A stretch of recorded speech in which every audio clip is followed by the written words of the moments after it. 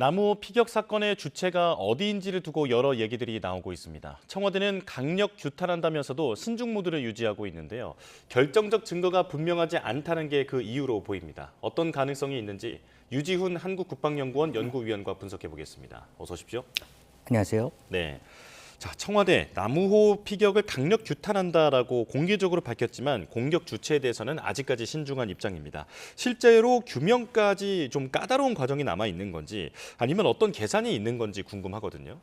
아무래도 이제 이번 나무 피해가 외부 공격에 의한 피해라는 거는 이제 밝혀는 졌는데요. 네. 정확한 주체를 식별하는 데는 아직도 많은 시간이 좀 소요가 될 것 같습니다. 그 해상 도발 같은 경우에는 육상 도발과 다르게 그 해상 주체와 또 도발 원점을 좀 식별하는 데 제한이 있고요. 이 도발 증거들을 은닉하거나 또 식별하는 데 굉장히 많은 어려움이 있습니다. 그래서 네. 이번 그 나무 공격과 관련돼서 뭐 이 미사일 공격이라든가 뭐 드론 공격에 대한 그 해석이 분분한데요. 실질적으로 이게 드론이나 미사일 공격인지를 구분하기 위해서는 비행 항적이라든가 충격 각도 또 폭발물의 성분들 같은 것들을 좀 세부적으로 살펴봐야 될 필요가 있는데 아직까지 그 충분한 증거들이 확보가 안 된 상황이기 때문에 더 많은 시간이 좀 소요될 것으로 생각이 됩니다. 예. 실제로 규명이 좀 까다로운 측면도 있다라는 말씀이신데요. 그런데 정부의 대응을 보면 애초에는 해양수산부 쪽에서 메시지를 내다가 이제는 외교부로 넘어갔습니다. 그렇다면 이제 외교적 대응에 나선다라고 보면 이제 이란 소행에 무게를 두고 있다 이렇게 봐야 할까요? 뭐 반드시 그렇게 보기는 좀 어려울 것 같고요. 아무래도 이란 또는 이란과 연계된 연계 세력의 뭐 가능성은 좀 염두에 둘 수는 있을 것 같습니다. 그러나 되게 조심해야 될 부분이 아직 그 호르무즈에는 우리 선박 약 27척이 좀 위치해 있고요. 이러한 또 외교적 대응이나 성급한 결과가 우리 그 선박에 대한 또 안전과도 직결되는 부분이 될 수가 있기 때문에 외교적 차원에서 굉장히 좀 신중하게 접근하고 있는 것 같고요. 말씀하신 것처럼 실질적인 도발 주체가 식별이 되게 되면 우리 외교적 차원에서 단계별 대응 옵션을 좀 진행할 것으로 예상이 됩니다. 예. 그런데 이란 정부는 만약 이 일에 그 관여하지 않았고 혁명 수비대가 단독으로 행한 일이다 이렇게 된다고 하면 그 대응 대상도 상당히 좀 복잡해질 것 같은데 어떻게 보실까요? 그래서 이게 뭐 만약에 혁명 수비대가 도발 주체라는 걸 식별이 된다고 했을 경우에도 이제 한국의 독자적인 군사 작전이나 개입은 좀 제한이 될 것으로 생각이 됩니다. 이게 어쨌든 이란이 아닌 이란 혁명 수비대라 할지라도요. 현재 그 미국과 이란과의 그 협의가 진행되고 있는 상황에서 한국의 독자적인 군사 작전을 진행하는 것은 협상 과정에서 좀 불안정한 요소를 좀 확장시킬 수 있는 가능성도 있기 때문에 이 부분에 대해서는 굉장히 좀 신중하게 접근할 필요가 있다고 생각을 합니다. 예, 결국 명확한 공격 주체를 특정하는 게 중요할 텐데 지금 전문가들마다 분석이 좀 엇갈리더라고요. 미사일이라는 얘기도 있고 드론이라는 얘기도 있고 현장에서 수거된 잔해도 있다라고 하는데 시간이 왜 이렇게 걸리는 걸까요? 서두에도 말씀드렸습니다만 이제 나무의 좀 피해 규모나 형상을 좀 보면 이게 그 저고도로 침입한 폭발물을 탑재한 비행체에 의한 공격일 가능성도 좀 언급이 되고 있고요. 또 대한 미사일에 의한 공격 가능성도 언급이 되고 있습니다. 하지만 이렇게 말씀드린 것처럼 이거를 세부적으로 좀 구분하기 위해서는요. 실질적으로 확보된 증거를 자체를 좀 구분하는 노력이 필요합니다. 그래서 말씀드린 것처럼 폭발물의 성분이라든가 비행 항적, 충격 각도 등을 종합적으로 볼 필요가 있을 것 같고요. 다만 그 이번에 이 공격이 어떤 그 대형 상선에 대한 어떤 격침보다는 항행 능력을 제한시키기 위한 제한된 공격이라는 점을 감안한다면 예. 고가의 미사일보다는 저가의 드론을 이용한 좀 공격 가능성도 배제할 수 없다고 생각을 합니다.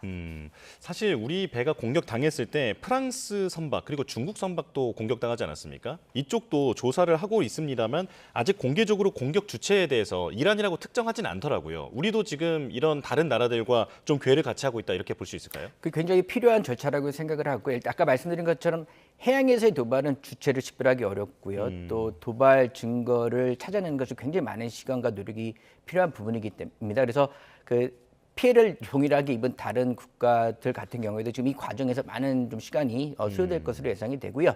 한국도 지금 이러한 좀 그 선례들을 좀 참고를 해서 대응 수위라든가 방안들에 대해서 좀 참고할 부분이 있다고 생각을 합니다. 예. 자, 이제 휴전 얘기해 보겠습니다. 이란의 답변서에 대해서 트럼프 미국 대통령이 상당히 거칠게 반응을 했습니다. 쓰레기 같은 문건을 보내왔다. 그리고 지금 이 휴전은 아주 위태로운 상황인데 생존 확률은 1%다. 이렇게 표현할 수 있다라고 얘기를 했습니다. 어떤 의도가 있을까요? 아무래도 이제 트럼프가 제시한 협상안에 대해서 이란이 이제 거부를 한 거죠. 이 부분에 대해서 이제 승인할 수 없다는 걸 명확하게 제시를 한 거고요. 트럼프 입장에서는 일단은 소기에 제시했던 그 협상안의 목표를 달성하기 위해서 좀 더 공세적인 무력 수위를 높이다든가 공세적인 외교적 수사를 통해서 이란에 대한 협상의 우위를 차지하기 위한 좀 의도가 다분히 담겨 있다고 생각을 합니다. 예, 군사적 압박도 지금 재개하고 있는데 일단 해방 프로젝트를 재개한다라고 얘기를 했거든요.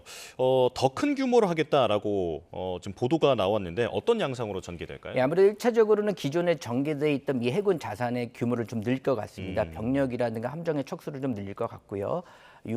항공과 해상과 수중 전력들을 좀 더 입체적으로 증가를 할 것 같고요. 여기에 대해서 동맹 및 우방국들의 그 해군 함정 전개를 좀 강력하게 요청할 가능성도 있기 때문에 연합 해상 정력을 이용한 그 프로젝트를 좀 강경하게 추진할 가능성도 있다고 생각을 합니다. 예. 군사적 그 작전도 계속 경고하고 있는데 매우 이례적으로 핵 잠수함의 위치를 공개하기도 했다라고 합니다. 이건 어떤 의미가 있는 걸까요? 굉장히 이례적인 거예요. 통상적으로 그 잠수함은 은밀성이 가장 중요한 우선순위로 여기는 가치인데 이 잠수함의 위치를 일정 부분 공개했다는 것은 아무래도 그 이란에 대한 어떤 좀 공세성을 강하게 한 상징성이 있다고 생각을 하고요. 물론 이게 정확한 위치라기보다는 상징적 위치를 일단은 좀 공개함으로써 그 이란에 대한 위협 인식을 좀 고조시키기 위한 그런 목적이 있다고 생각을 합니다. 예. 미국의 이런 압박이 거세지면 이란도 가만히 있지 않을 것 같은데 우발적으로라도 군사적 충돌이 일어날 가능성 높지 않겠습니까? 그렇습니다. 이제 서로 간에 적대 관계에 있는 국가들 간에는요, 그 의도하지 않던 하나의 행동이 또 불신을 일으킬 수가 있고요. 또 오해로 인한 군사적 무력 충돌도 기결될 수 있는 가능성이 높기 때문에 지금의 상황은 협상이 진행되고 있지만 아직까지 군사적 긴장이 지속적으로 상존하고 있기 때문에 양국 간의 군사적 기결 가능성도 배제할 수 없다고 생각을 합니다. 예. 안규백 장관이 피트 헤그세스 미국 전쟁부 장관 만나서 회담을 했는데 여기에서 헤그세스 장관이 파트너들이 미국과 어깨를 나란히 하길 기대한다라고 얘기를 하면서 이 호르무즈 관련해서 우리나라도 좀 동참해 줄 것을 우회적으로 요구를 했습니다. 어떻게 보셨습니까? 예, 맞습니다. 아무래도 현재 일관되게 이 이란 사태 이후로 그 동맹 및 우방국도 한국을 포함해서요 적극적인 역할 및 기여 확대를 강조하고 있는데 다만 이제 한국의 입장에서는 되게 좀 신중해야 될 부분이 있다고 생각을 합니다. 지금 뭐 미국의 요청에서 우리가 즉시적인 군사력을 투입한다는 것은 대이란 군사작전에 직접적으로 참여한다는 그 위험성을 내포하고 있기 때문에요. 직접적인 군사력 개입보다는 비군사적 방어적 성격의 개입을 좀 모색할 필요가 있을 것 같고요. 이를 통해서 동맹을 관리하면서도요, 또 이란과의 직접적인 군사적 무력 충돌을 피하는 좀 노력도 필요하다고 생각을 하고, 다만 좀 저희가 장기적으로 고민해야 될 것은 아마 이번에 한국의 어떤 역할과 기여 정도가 현재 한미 간에 진행되고 있는 주요 군사 현안들이 있습니다. 뭐 핵추진 잠수함이라든가요, 전자권 전수 관련된 부분들이 있는데요. 이런 부분들에 일정 부분 영향을 줄 수 있기 때문에 마냥 그 직접 참여를 좀 거부하기보다는 아까 말씀드린 것처럼 비전통적 방어적 수단의 단계적 제한적인 참여 노력을 좀 미국 측에 저희가 보여줌으로 해서요. 향후에 한미 간에 진행 중인 주요 군사 현안에 대해서 현안들이 좀 잘 안정적으로 관리될 수 있는 긍정적인 토대를 마련하는 것이 굉장히 중요하다고 생각을 합니다. 예. 하지만 말씀하신 것처럼 미국이 전자권 전환이라든지 핵 추진 잠수함 관련된 그 추진 그 현황이라든지 이런 것들을 어떤 좀 조건으로 내걸면서 우리가 이제 호르무즈에 조금 더 적극적으로 군사적으로 개입하라라고 더 강하게 요구할 가능성도 있을 것 같은데요. 뭐 직접적으로 언급은 하지 않겠습니다. 암묵적으로는 그런 메시지를 좀 보낼 가능성은 충분히 있다고 생각을 하고요. 그래서 제가 이제 말씀드린 것처럼 모든 사안이 다 동시다발적으로 연계가 돼 있기 때문에 하나의 개별적 사안으로 보기보다는 중장기적인 한미 동맹 강화 측면에 있어서 그럼에도 불구하고 한국이 처해 있는 현재의 환경을 좀 고려해서 좀 지혜롭고 좀 종합적인 접근이 필요하다고 생각을 합니다. 예. 신중론을 계속 강조하고 계신데요. 이것도 여쭤보겠습니다. 잠수함 전문가시다 보니까 지금 핵추진 잠수함 어느 정도로 지금 진척이 되고 있는 겁니까? 예, 작년 12월 이제 에이펙 정상회담에서 양국 정상 간의 이제 정치적 수준에서 한국의 핵 추진 잠수 확보에 대한 협의가 이루어졌는데요. 예. 현재 그 이후에 이제 실무 차원에서의 그 확보를 위한 구체적인 협의 과정이 있다고 좀 보시면 될 것 같습니다. 근데 아무래도 핵 추진 잠수함이라는 건 핵 물질을 동력으로는 사용하기 때문에 외교적, 기술적, 제도적인 문제들이 복합적으로 작용할 수밖에 없기 때문에 이 협의 과정에서 많은 또 이견이 발생할 수밖에 없고요. 따라서 이 지금부터는 좀 이 협의 결과를 좀 현실화하기 위한 세부적인 그 협력 방안에 대한 좀 구체적인 논의가 필요할 것 같고. 이를 위해서는 뭐 한국의 입장뿐만이 아니라 현재 미국의 시각에 대해서도 좀 저희가 좀 세밀하게 좀 듣고 반영하는 노력이 필요하다고 생각을 하고 이 핵추진 잠수함 확보는 국가 총체적인 노력이 필요한 사안입니다. 네. 따라서 이것을 이제 범정부 차원의 추진단을 조속히 구성을 해가지고요.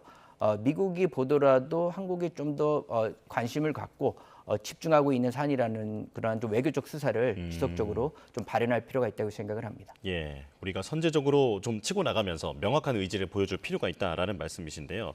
자, 어제 안규백 장관과 헤그세스 국방장관의 만남, 이게 지금 안보 지형이 급변하고 있는 상황에서 두 국방수장의 만남이다 보니까 의미가 크다라고 볼 수 있을 것 같은데 어떻게 보셨을까요? 맞습니다. 뭐 말씀하신 것처럼 이제 호르무즈 사태뿐만이 아니라 좀 한미 간에도 지금 첨예하게 협의 중인 주요 국방 안보 현안들이 있습니다. 그래서 이러한 부분들이 개별적인 사안이 아니라 총체적인 한미 동맹의 진화 또는 한미 동맹의 현대화와 연계된 사안들이기 때문에요. 이러한 부분들이 앞으로 한미 동맹이 현재 변화하고 있는 안보 환경 속에서 한미 동맹의 역할 확대 그리고 한국의 전략적 기여 측면과 연계된 한미 동맹의 발전 방향을 좀 모색하는 자리라는 데서 좀 의미가 컸다고 생각을 합니다. 예. 전작권 전환에 대해서 우리 정부는 2028년을 주장하고 있고 그리고 미국은 그보다 1년 정도 늦은 2029년 1분기를 언급하고 있는 것으로 알려졌습니다. 그런데 트럼프 정부의 그 기조를 보면 이제 너희 국방은 너희가 책임져라라는 기조잖아요.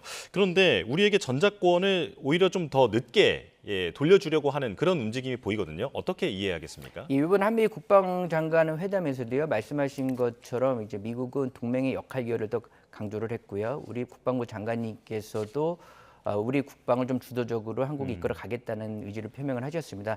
이러한 종합적인 맥락들이 보면은 어쨌든 간에 한국의 전작권 전환과도 좀 잘 맞아 들어가는 측면이 있는데요. 근데 다만 중요한 것은 지금 뭐 시기가 뭐 1년 늦춰지거나 빨라졌다 이런 게 중요하기보다는 저희의 전작권 전환은 조건에 기반한 전작권 전환이거든요. 네. 그래서 이러한 미국과 한국이 이 충분한 조건이 충족됐는지에 대한 공감대 형성이 무엇보다 중요하기 때문에 완전 정치적인 그 칼렌더보다는 실질적인 조건이 충족됐는지에 대해서 좀 더 저희가 중점을 갖고 한미 간의 이견을 좁혀가는 그런 좀 정책적 전략적 노력이 필요하다고 생각을 합니다. 예, 이제 내일 모레면 미중 정상회담도 열리는데 주한미군의 전략적 유연성 이 부분도 어제 양국 국방장관 사이에서 언급이 되었을 것 같거든요. 이 사안은 어떻게 보실까요? 예, 뭐 앞으로 이제 미국이 해외에 주둔하고 있는 그 미군의 어떤 전략적 활용은 더 이제 더 구체화될 거라고 생각을 하고요. 이러다 네. 보면